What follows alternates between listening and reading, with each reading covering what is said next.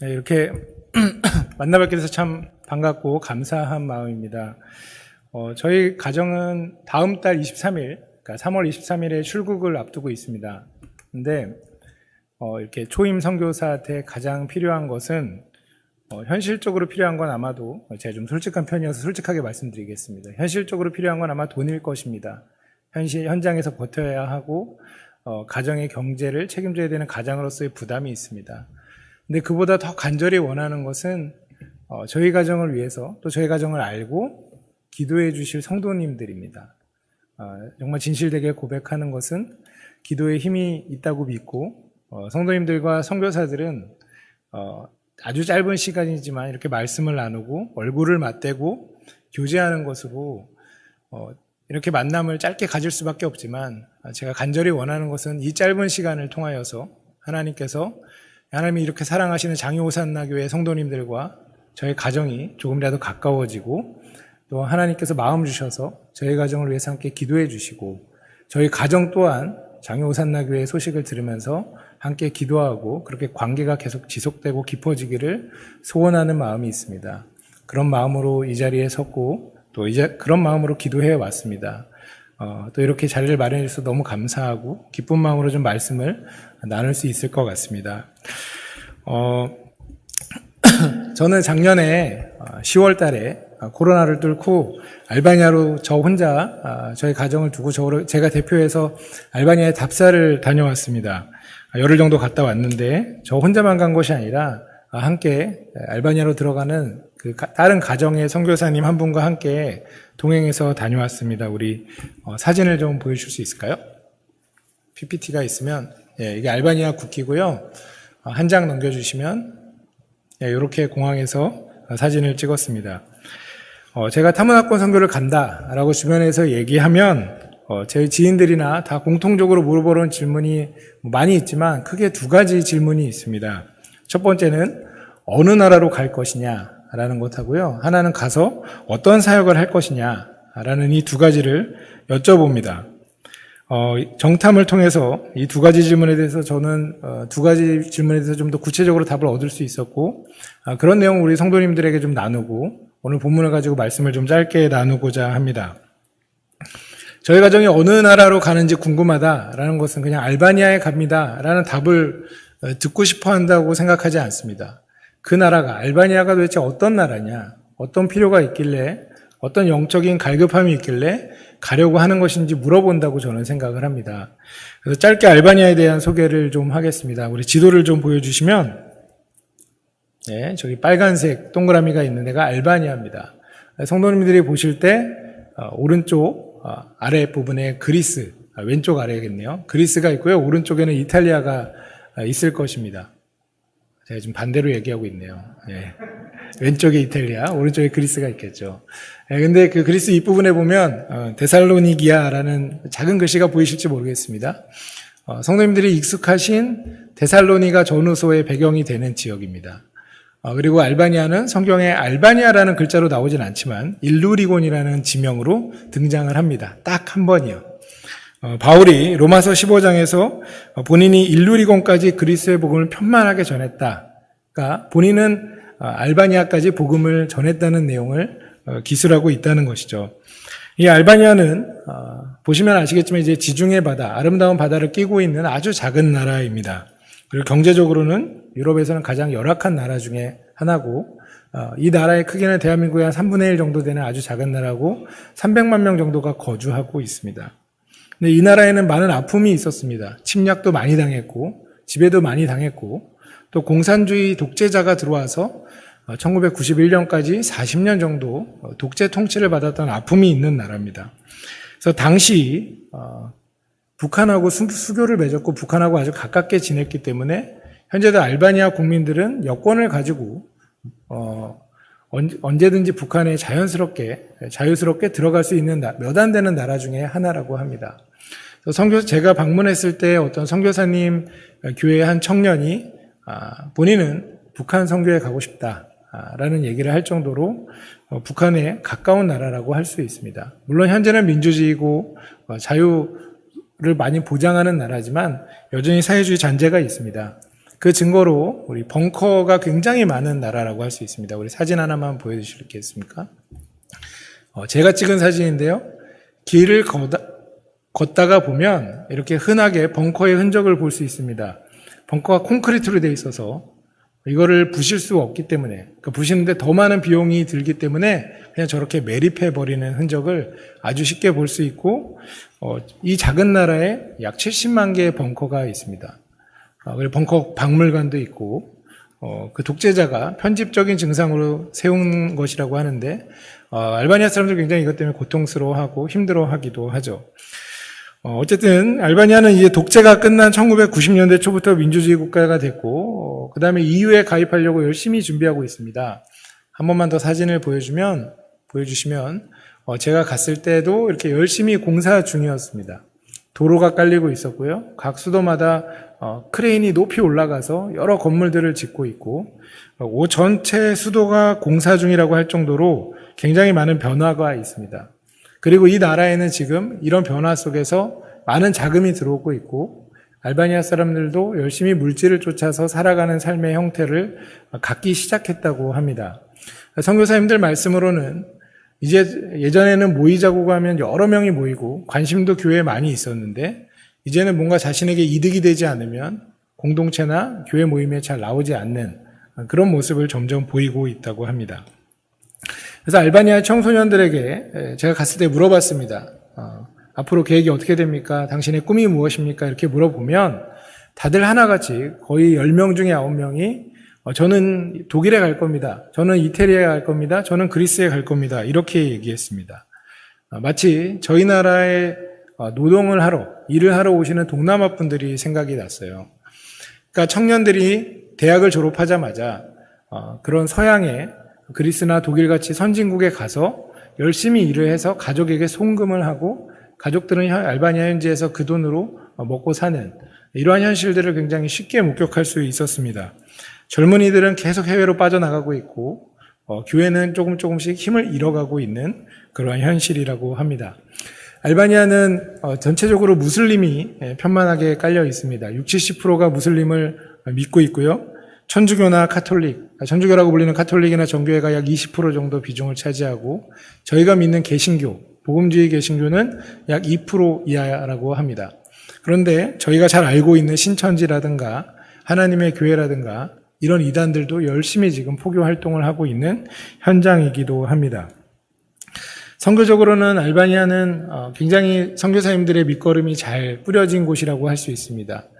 30-40년 전부터 독일 선교사님들, 미국 선교사님들이 와서 기초를 잘 다졌고, 그 선교사님들의 열심히 뿌려놓은 씨앗의 열매로 알바니아 선교사 연합회가 현재 존재하고 있습니다. 우리 사진을 하나만 보여주시면 AEP라는 단체인데요. 알바니아 이반젤리컬, 제가 뭔지 까먹었네요. 너무 긴장해가지고. 제가 방문했을 때 찍은 사진인데, 제가 갔을 때도 이태리에서 오신 개신교 선교사님이 방문했고, 그분들도 자리 잡기 위해서, 비자를 받기 위해서 이렇게 사무실에 방문을 하셨었습니다. 그래서 같이 기념사진을 찍을 수 있었고요.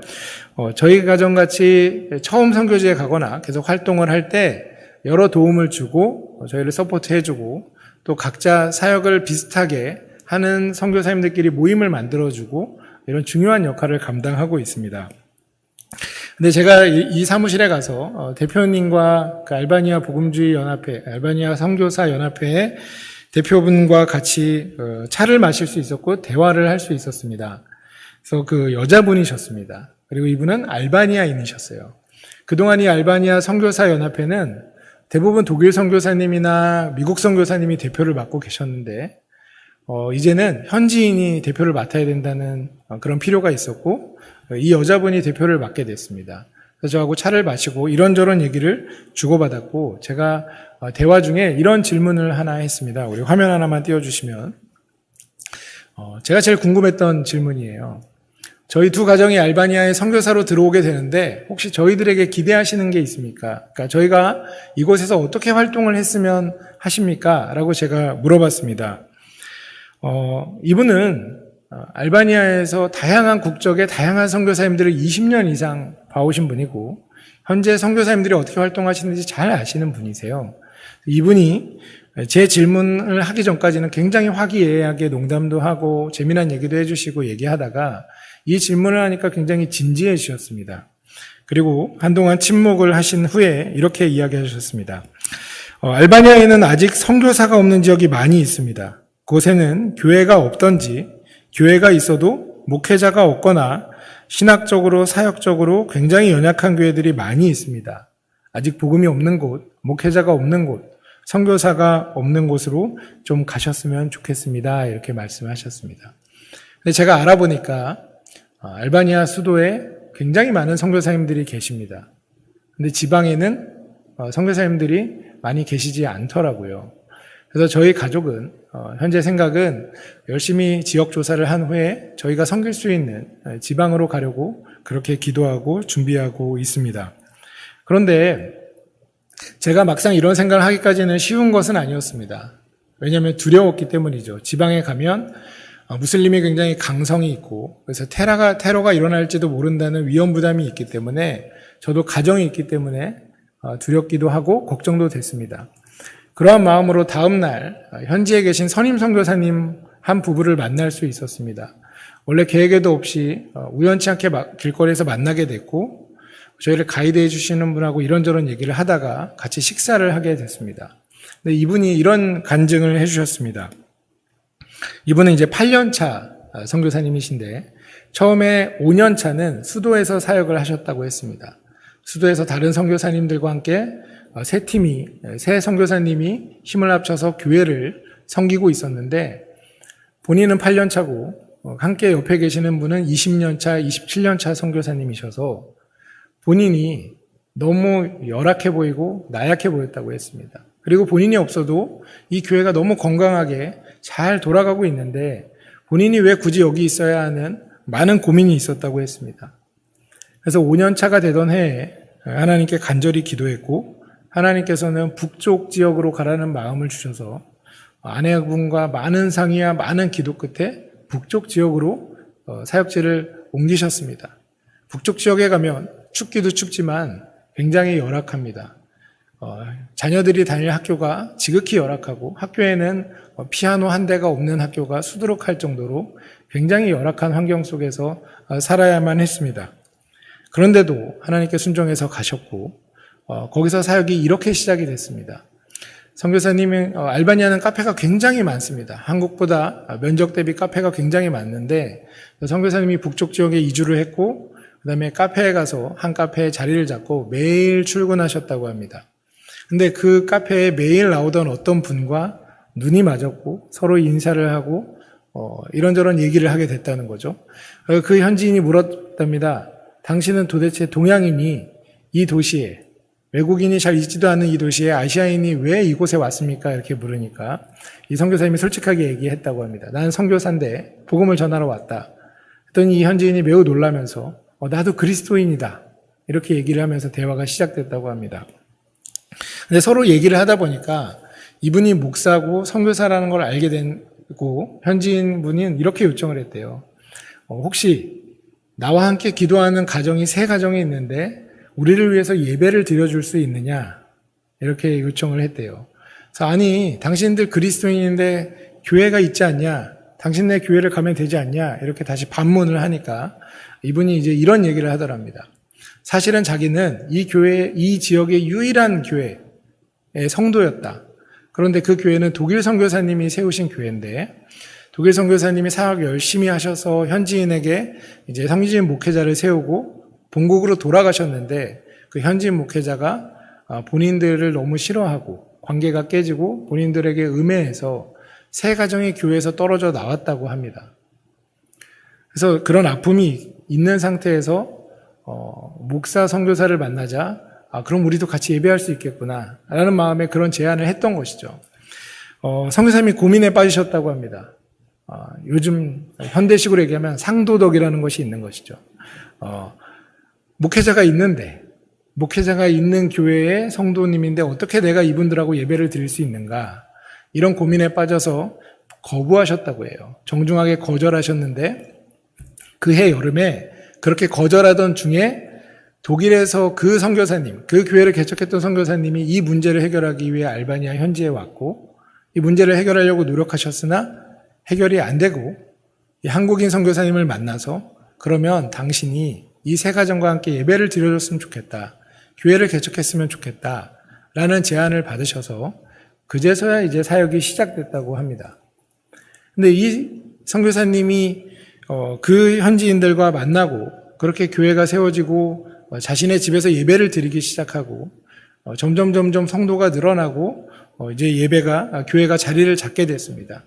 그래서 1년이 지나고 어느 날 같이 기도회를 하고 나서 그때 카페에서 만났던 그 현지인 그리스도인이 이렇게 얘기를 했답니다. 사실 그 세 가정, 원교에서 떨어져 나온 세 가정이 하나님께 기도를 했었다고. 하나님, 우리에게 목사 선교사를 보내주십시오. 우리가 같이 새로운 교회를 만들고 싶고 우리가 그 교회로 갈 수 없으니 하나님께서 보내주시는 선교사님을 보내주시면 저희가 함께 교회 공동체를 만들어 보겠습니다. 이런 기도를 했다고 합니다. 그래서 이분 말은 그 응답이 바로 너야 이렇게 얘기했다고 하더군요. 그 선교사님이 그 얘기를 듣고 본인 사실 처음에 5년 동안 수도에서 사역했을 땐 너무 힘들고 본인의 정체성도 흔들리고 내가 왜 알바니아에 왔는지 늘 괴로워하던 시간이었는데 이 지역을 옮기고 험한 곳에 왔을 때 하나님께 부르심에 순종해서 왔을 때 하나님이 본인들을 위해서 예비해 놓으신 영혼들이 있고 알바니아에서 이렇게 일하시고 계시고 그 복음적 필요를 따라 일하시고 계시는구나 라는 것을 많이 느꼈다고 합니다. 저는 그 얘기를 듣는데 굉장히 은혜를 많이 받았고 도전도 됐습니다. 그래서 우리 가정도 2년 정도 거주하고 또 지역조사도 열심히 해서 우리 가족을 필요로 하는 곳, 알바니아의 복음적 필요가 있는 곳에 가서 사역을 해야겠다. 선교사님이 많은 곳보다는 하나님의 도우심과 하나님의 은혜를 필요로 하는 영혼이 있는 곳에 가서 저희들이 섬겨야겠다. 이런 다짐을 하고 돌아올 수 있었습니다. 참 재미난 것은 사실은 이제 저도 선교사 준비를 하면서 가서 어떤 사역을 할지 고민을 참 나름대로 많이 했습니다. 그래서 저와 저의 아내는 한국어 교원 자격증을 땄습니다. 외국인에게 한국어를 가르칠 수 있는 것이죠. 우리 성도님들도 다 아시겠지만 BTS 같이 그런 한류의 문화가 있고 최근에 넷플릭스 때문에 오징어 게임이나 여러 가지 한류 문화들이 외국에 많이 돌아다니고 있습니다. 제가 알바니아 갔을 때도 제가 올해 42살인데 저를 보고 10대 알바니아 소녀가 혹시 한국인이냐? 한국인이다 그랬더니 BTS를 아냐? 제가 직접적으로 모르지만 알고 있다. 이렇게 대답하니까 사시나무 떨듯이 떨면서 혹시 나와 함께 사진을 찍어줄 수 있냐? 제가 42살인데 저를 연예인 보듯이 그렇게 보더라고요. 같이 사진을 찍어줬습니다. 그 정도로 한류가 파괴력이 있구나 이런 걸 제가 느낄 수 있었는데 또 제 지인분 중에 한 분이 터키에서 선교사로 사역하시면서 한국문화원 사역을 아주 잘하고 계십니다. 그래서 그 지인분이 제가 알바니아에 간다고 하니까 터키에서 별로 떨어져 있지 않기 때문에 혹시 한국문화원 사역을 할 생각이 있으면 본인에게 와서 배워가도 좋다. 모든 노하우를 알려주마. 저에게 이렇게 제안을 했고 저도 이번에 답사 갔을 때 그럼 나도 수도에 가서 한국문화원 사역을 하고 거기서 이제 사람들에게 복음을 전해야겠다. 이 정도 생각을 하고 갔습니다. 근데 정말 신기한 것은 저와 똑같은 생각을 하는 선교사님이 계셨다는 거죠. 무려 3년 전에 저보다 먼저 들어왔고 그분이 이미 알바니아 고위층 공무원과 연결이 돼서 한국 대사를 준비하고 있는 공무원과 연결해서 한국어를 열심히 가르치고 계셨습니다. 저는 굉장히 당황했어요. 하나님 이게 도대체 뭐죠? 저는 이런 생각을 하고 이렇게 열심히 한국어 자격증 준비도 했는데 왜 저에게 이런 것을 알려주시고 보여주시는 것이죠? 이런 질문을 했지만 답은 없었죠. 대신에 그 다음에 그 알바니아 선교사연합회 대표를 만나게 하시고 또 다른 선교사님을 우연히 만나서 식사교제를 하면서 새로운 길을 보여주시더라는 겁니다. 그리고 저와 함께 갔던 선교사님도 그날 숙소로 돌아와서 둘이 똑같이 흥분해서 우리 지방으로 갑시다. 우리 지방으로 갑시다. 서로 이렇게 얘기했더라는 것이죠. 하나님께서는 하나님의 방법으로 저희의 생각과는 다르게 현장의 필요를 아주 잘 알고 계시며 거기에 맞게 일하시고 계셨다는 것입니다. 저희가 이번에 갔을 때, 열흘 동안 갔을 때 정말 놀라웠던 것은 하나님께서 저희를 위해서 많은 준비를 하고 계시다는 경험을 했습니다. 알바니아에서는 선교사님들이 자유롭게 활동을 할 수 있습니다. 그러기 위해서는 기독교 NGO 단체를 설립을 해야 합니다. 그래서 이번에 갔을 때 그 설립을 도와줄 수 있는 변호사님을 소개받고 그 변호사님에게 이런저런 얘기를 듣고 뭘 준비해야 되는지를 소개받은 다음에 오려고 했습니다. 그런 계획이 있었고 그 변호사님을 만나고 그 먼 길 갔기 때문에 지중해 바다에 가서 카페에 가서 커피 한 잔을 마시고 올 계획이 있었습니다. 근데 그 변호사분을 만나러 갔는데 변호사분이 코로나 중이어서 일이 없었는지 저희에게 그냥 오늘부터 그냥 서류 접수를 준비하자고, 저희가 3일 남았다고 하니까 3일이면 충분하다고, 그래서 갑자기 일이 진행이 되기 시작했습니다. 밤에 한국 시간으로 밤에 아내에게 갑자기 전화해서 이러이러한 서류를 빨리 스캔해서 보내달라, 그래픽을 디자인을 하시는 분에게 저희 단체 로고를 좀 만들어 달라고 갑자기 준비하고, 한국에서 이런저런 돈도 송금받으면서 막 준비가 진행이 됐고, 우리 사진을 한 장 보여주시면, 한 장 넘겨주십시오. 네. 그래서 이렇게 단체의 설립을 하는 과정이 진행이 됐습니다. 그래서 알바니아 법무부에다가 서류를 제출하고 왔고, 2주 전쯤에 통과가 됐다는 연락을 받을 수 있었습니다. 그래서 저희는 이제 신분이 분명해졌고, 갔을 때 이제 비자에 대한 걱정도 굉장히 많이 덜 수 있었습니다. 아주 짧은 열흘이라는 시간이었지만, 하나님께서는 하나님의 방법으로 그 지역에 맞게 일을 하고 계시고, 또 그 사람들의 아픔을 공감하시면서 선교사들을 사용하고 계시는구나 라는 것을 제가 직접 경험하고 볼 수 있었던 시간이었죠. 그리고 더 좋았던 것은 저희를 가이드해 주시는 한 선교사님과의 만남이었습니다. 이분은 여자 싱글 선교사님이고 여자 대장부셨는데 사역의 연차는 27년이 되신 분이었습니다. 저는 지금 현재 저를 파송해주고 제가 사역했던 교회에 부임할 때도 이런 기도를 했습니다. 하나님, 제가 이 교회를 사랑하게 해주시고 우리 성도님들을 사랑하게 해주십시오 라는 기도를 하고 사역지에 부임했던 경험이 있고 굉장히 큰 은혜를 맛봤습니다. 동일하게 알바니아에 갈 때도 하나님, 제가 알바니아를 사랑하게 해주시고 알바니아인들을 정말 깊은 관계로 진실하게 만나게 해주십시오 라는 기도를 했습니다. 그런데 거기에 그렇게 사역하시는 분을 하나님은 만나게 해주셨습니다. 우리 사진 한 장을 보여주시면, 지금 뒷모습이 보이시는 분이 제가 말씀드린 선임 선교사님이십니다. 이분은 연세는 50대 중반 정도 되신 여자분이신데, 지금 이 여자분 앞에 서 있는 친구들은 물론 얼굴은 그렇게 보이지 않지만 알바니아 현지 고등학생들입니다. 이 친구들은 17살 때부터 흡연을 해도 전혀 문제가 되지 않기 때문에 저렇게 길거리에서 3, 4, 5 모여서 흡연을 하고 얘기도 합니다. 선교사님과 같이 길을 가고 있었는데 저 친구들이 보였습니다. 저도 물론 봤지요. 제 감정이 어땠을까요? 위축되더군요. 키는 180 이상이 되고 이미 얼굴은 저보다 더 나이가 들어 보였기 때문에, 그리고 담배를 필 때도 뭔가 이렇게 두려움이 느껴지는 그런 한국의 10대들 같은 그런 포스가 느껴지는 그런 느낌이 있었습니다. 그래서 저는 못 본 척 지나가고 싶었는데 선교사님이 갑자기 그들에게 다가가면서 이름이 뭐냐 이렇게 물어보기 시작해서 너네 학교에 혹시 내가 아는 애 이런 애가 있는데 너 혹시 아냐, 괜히 친한 척을 하고 갑자기 저는 못 알아듣지만 막 갑자기 웃음소리가 나고 순식간에 서로 하이파이브를 하고 서로 이름을 주고받고 다음에 또 만나면 즐겁게 대화하자고 짧게 이야기하고 가시는 것을 제가 봤습니다. 아주 짧은 시간이었지만 이분은 정말 알바니아 사람들을 사랑하시고 거침없이 다가가시고 아껴주시는구나 이런 생각이 들었습니다. 제가 이 말씀을 왜 드리냐면, 사실 제가 한국에서는 평생 살았지만 42년을 살았지만 알바니아에 가면 어린아이입니다. 어떻게 살아가야 될지, 어떻게 알바니아인들에게 접근해야 될지 전혀 모르는 상태에서 가는 것이죠. 근데 아주 짧은 시간이지만 알바니아인 분들에게 어떻게 접근해야 될지, 그들을 어떻게 사랑해야 될지를 조금 맛봤다는 것입니다. 그리고 그런 분하고 함께 할 수 있었던 열흘이기 때문에 저에게 굉장히 큰 은혜와 많은 영향력을 주었고 또 제 롤모델이 되는 선교사님을 만날 수 있어서 너무너무 감사했습니다.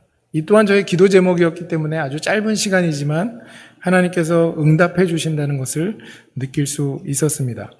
저도 20, 30년 후에는 이런 멋진 선교사가 되어야겠다라는 다짐을 하고 올 수 있었고요.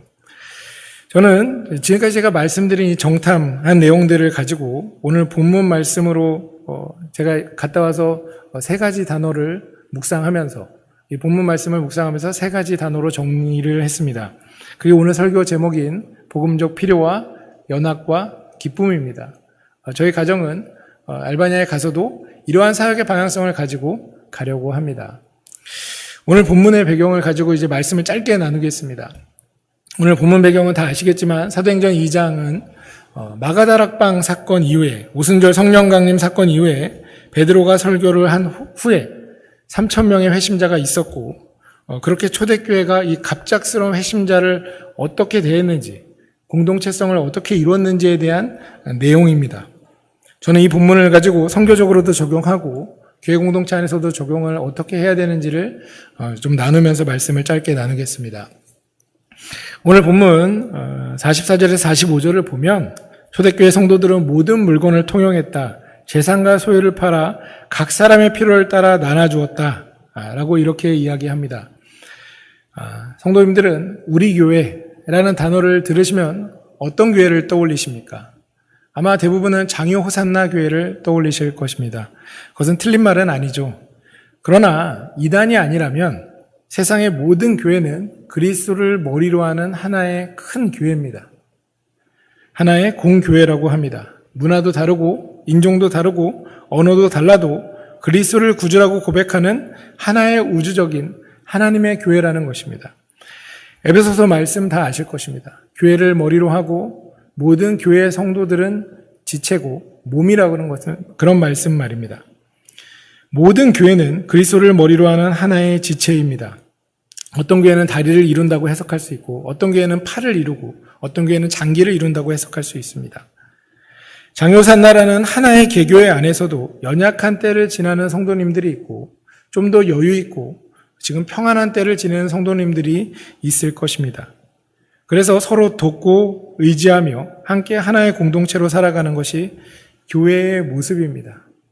누구는 잘 살고 누구는 못 사니까 누구는 신앙생활이 잘하고 신앙이 좋으니까 요 사람들만 같이 가자.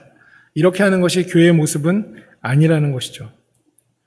또 다른 적용을 하자면 거대한 우주적인 교회의 시각으로 보면 장요산나 교회는 선교지의 교회들에 비해서 매우 건강한 교회라고 할 수 있습니다. 아까 제가 잠깐 말씀드렸듯이 선교지에는 목회자가 없는 교회가 있습니다. 교회 공동체가 온전히 서 있지 않은 몇몇 사람들의 기도 모임이 있습니다. 장요산나 교회가 하나님의 선교의 초대를 받아서 조금 더 연약한 교회의 복음적 필요를 이해하고 알고 기도하고 후원할 수 있었으면 좋겠습니다. 그것이 하나의 몸을 이루는 방법이라는 것이죠. 선교사들은 주님의 부르심을 따라 그 현장에 갑니다. 또 한편으로는 자신을 파송하고 후원하는 교회를 대표해서 선교지에 가는 것이기도 합니다. 선교지에서 파송교회와 후원교회에서 받은 사랑과 그 은혜를 현장에 있는 영혼들에게 그대로 흘리고 나누는 사람들, 이 사람들이 바로 선교사님들입니다. 근데 이 선교사는 어떤 소망을 갖고 사냐면 본인이 경험하고 체험한 은혜의 공동체를 그런 은혜와 사랑을 경험할 수 있는 동일한 공동체를 그 선교지에 세우고자 하는 소망으로 갑니다. 성도님들이 그러한 공동체를 세우고자 하는 선교사들을 통해서 그 현장의 복음적 필요를 좀 많이 아셨으면 좋겠고 그 필요들을 위해서 같이 기도하고 열심히 애써주셨으면 좋겠습니다.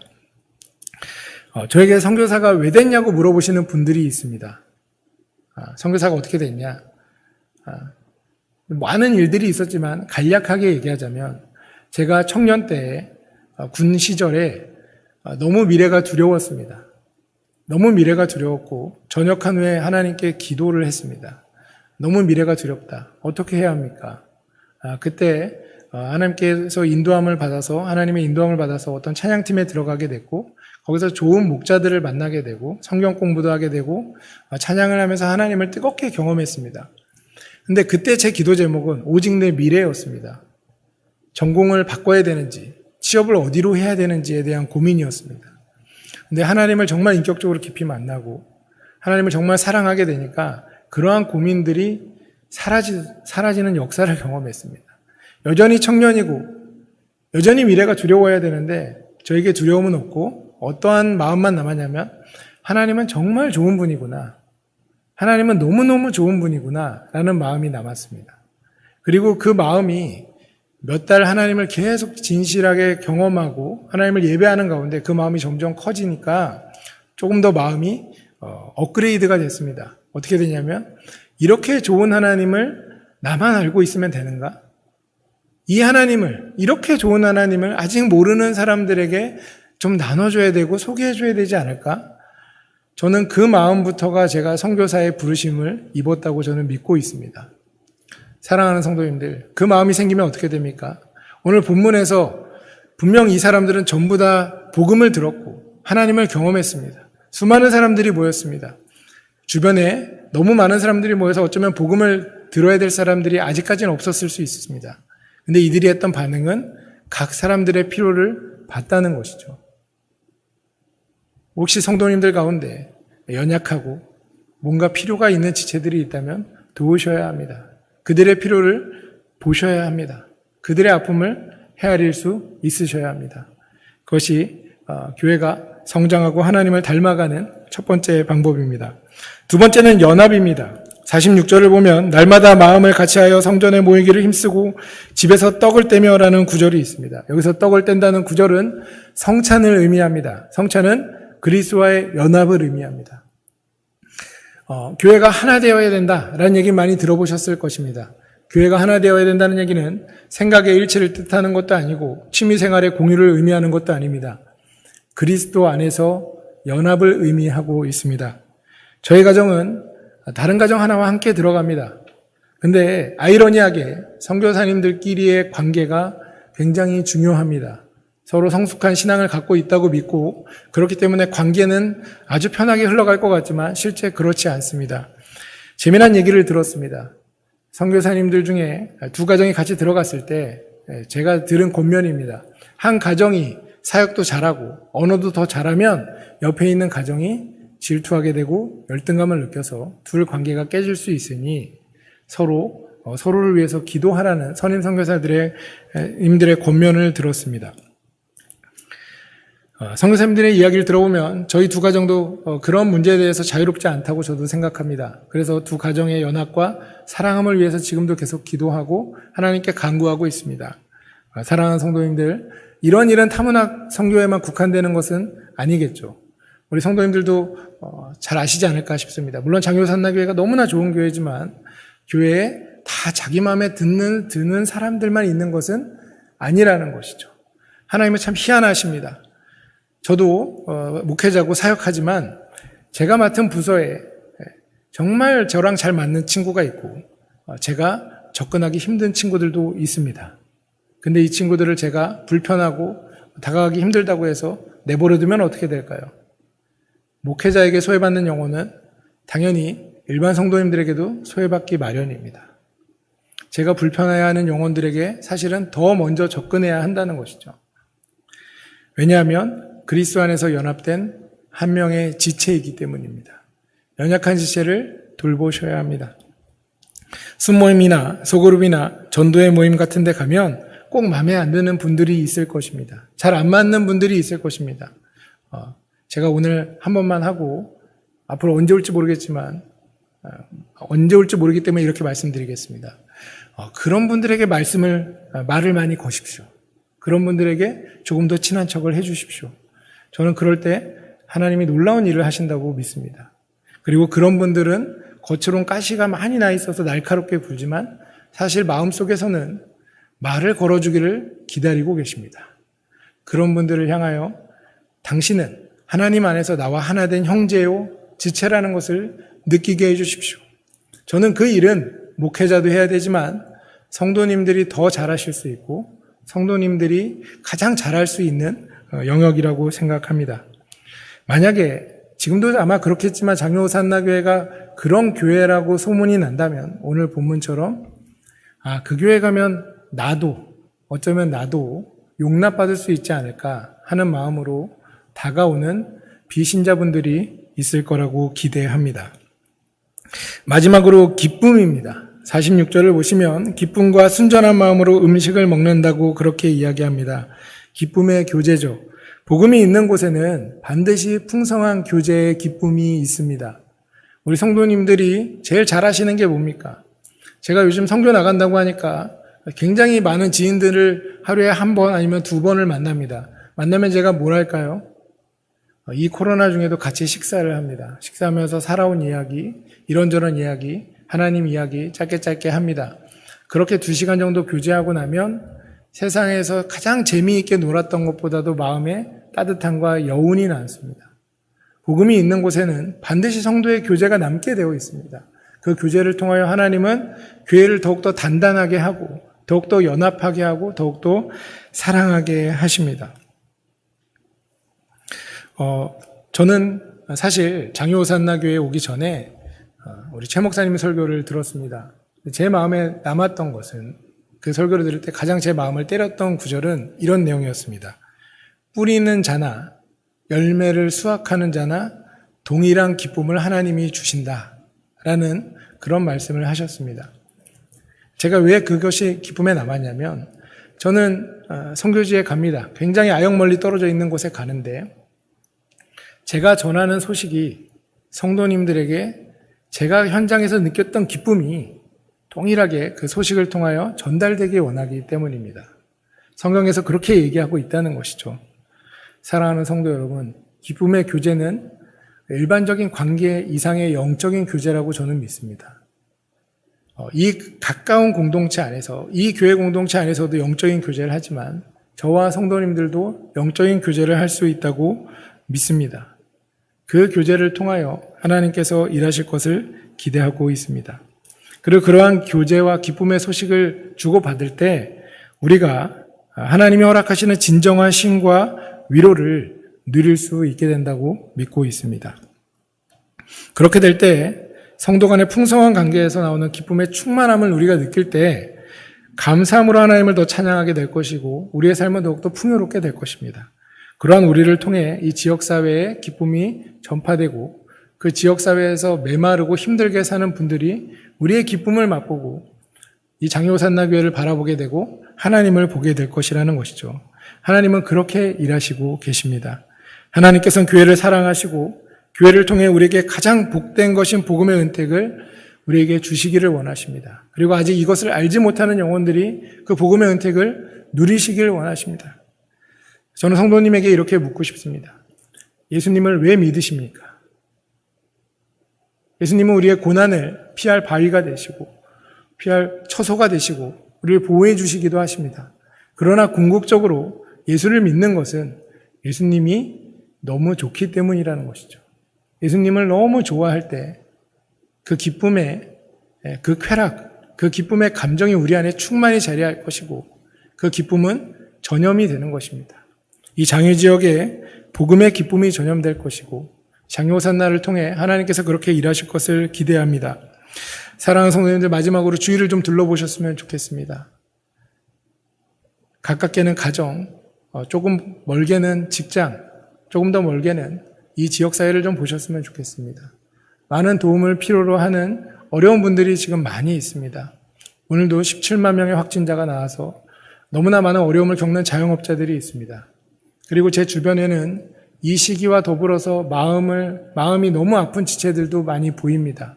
우울증, 공황장애 이런 것들로 인해서 어려워하는 분들이 많이 있습니다.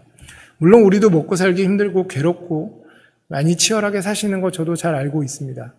그러나 정말 우리가 하나님과 가까운 지금 이 시기를 지나고 있다면 그 얘기는 우리의 도움을 필요로 하는, 하나님의 도움을 필요로 하는 지체를 돌아볼 수 있는 여유가 조금은 우리에게 있다는 것이죠.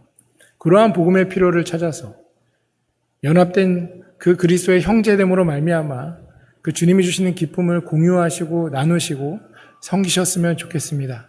그러한 교회로 더욱더 지어져가고 더욱더 사랑하는 장유 호산나 교회가 되기를 주님의 이름으로 축원합니다. 기도하겠습니다. 사랑이신 하나님 아버지 감사합니다. 우리를 교회로 불러주시고 하나님의 은혜를 알게 하시고 성도로 불러주시니 너무나 감사합니다. 그 그리스도의 은혜로 말미암아 복음의 힘을 입어 하나님의 영광된 권속이 되었고 이렇게 교회를 이루어 하나님을 예배하고 찬양하게 되었으니 너무나 감사합니다. 하나님, 아직도 하나님의 이름을 모르는 자들이 있고 하나님의 손길이 얼마나 좋은지를 모르는 자들이 있습니다. 그 지역사회 가운데 우리 가족 가운데 그러한 지체들이 있다면 우리가 돌보게 하시고 그들에게 복음적 필요를 채울 수 있는 기쁨과 그리스도의 연합된 복을 우리에게 허락하시사 그들에게 다가가게 하시고 사랑하게 하시고 품게 하여 주시옵소서. 하나님이 사랑하는 장유 호산나 교회 가운데 하나님의 복음의 은택이 풍성하여지길 간절히 소원하며 우리 성도님들의 건강과 삶과 가정 가운데 하나님께서 늘 역사하시고 함께하시고 보호하여 주시기를 간절히 소원합니다. 감사드리며 예수 그리스도의 이름으로 기도하였습니다. 아멘.